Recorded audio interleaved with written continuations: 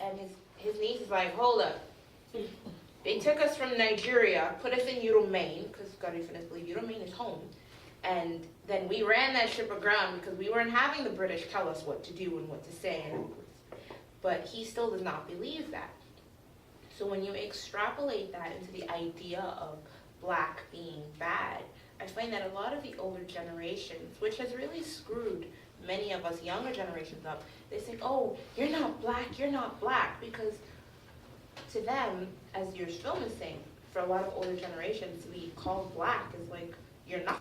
It's psychologically damaging, but on the other hand, you, at some point, you have to come of age and you have to say, you know what, that's your issue. It's not mine.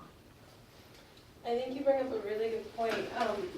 Oftentimes we hear people not identifying themselves as a black person, and we, instead of being, you know, an empowered black woman or whatever, and that's so detrimental.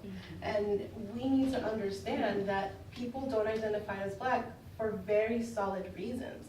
If identifying as black will get me a sex working job, if identifying as black will allow me to sort of push forward in society, then obviously I'm going to want to be everything but black. So we need to meet people there and try to understand instead of just shutting them down. My grandmother, the first time she saw me with my natural hair, she was like, "Ese no es tu cabello, that's not your hair.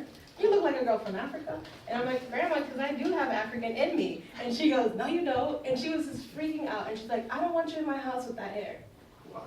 And I was like, "What?" You know, and I kept going to her house with my hair. So I could have been really pissed off, and I could have been like super hurt. And I even blogged about it back then. I didn't have Miss Rizzo's. And I blogged about how it felt so crazy, but I didn't. It's about, you know, whoever crosses your path, if they're open to it, or if you know, see there's an opportunity, because, you know, you're hurting, they're hurting too. So much. You know? Your dad is hurting so much because was hurting because he's denying something that I'm sure he knows he is. You know, deep inside we know we're black, and we're working really hard not to be, and that's really taxing and hurting and hurtful and exhausting. So it's like, and another thing is we need to learn how to make. Let me tell you something. The real reason why I let my hair grow out is because God made me like this, and God doesn't make mistakes. As soon as I said that, she's like, "Oh snap! I need to return to my natural hair too."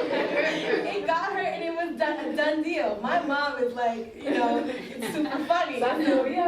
So see, and now she uses that same tool that I gave her. She uses it with her mom, because her mom has issues and her family has issues.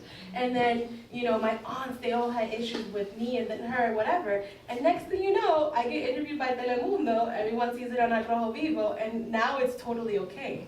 Now it sucks because this huge media outlet had to validate me and had to validate this movement in my hair and me as a black woman.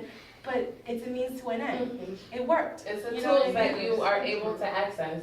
And it's important to remember, just before we get the next one, about hurt people. And now they're seeing it pass on, but you have to stop that and say, actually, this is what is us, and it's great and wonderful and amazing, but it takes, you know, that thing to break that cycle. So who was that in the back? Hi, so my name is Jennifer, and I'm also Dominican descent, and I'm hearing like all these conversations. With Dominican, and my question to you is, because I'm also Dominican American, and I just find like being here in the U.S. it's easier than like being in the Dominican Republic and having your natural hair. So how do you deal with those differences? You know, because I know like DR can be really crazy like when it comes to your natural hair. So how do you deal with that or find community there? So my work in the DR is surrounding this issue. I deal with it with my work and my community. I have events, and they're really important because there's nothing more important than supporting each other and than having a circle of friends. I also have really good friends, like personal friends, who have my back and who I can cry to and who I can yell about what's going on, because I do get really frustrated, and it is really painful to walk down the street and be called all these names all the time. So having a community in the Dominican Republic really helps. But at the same time, I'm able to see that things are moving along and changing. And I think that that's what sort of keeps me going and moving, is knowing that I can visibly see more women embracing themselves. And like you were saying earlier, like as soon as I make that decision of feeling beautiful, I immediately see myself reflected in other women that look like me, and I will go by the street and say, your hair's so beautiful, or you look so great, you know, and that sort of that community that's growing is what keeps me going. And now, and this is what I was mentioning at the beginning when I started talking there, I was like, oh my God, a strong Black woman, granted she's sleeping with the president, whatever. I mean, we gotta work with what we get, right? So at least she's on TV and she's the protagonist of the show. And when she started, she was strong and she was a lawyer and she's beautiful. And she doesn't have curly hair in the show.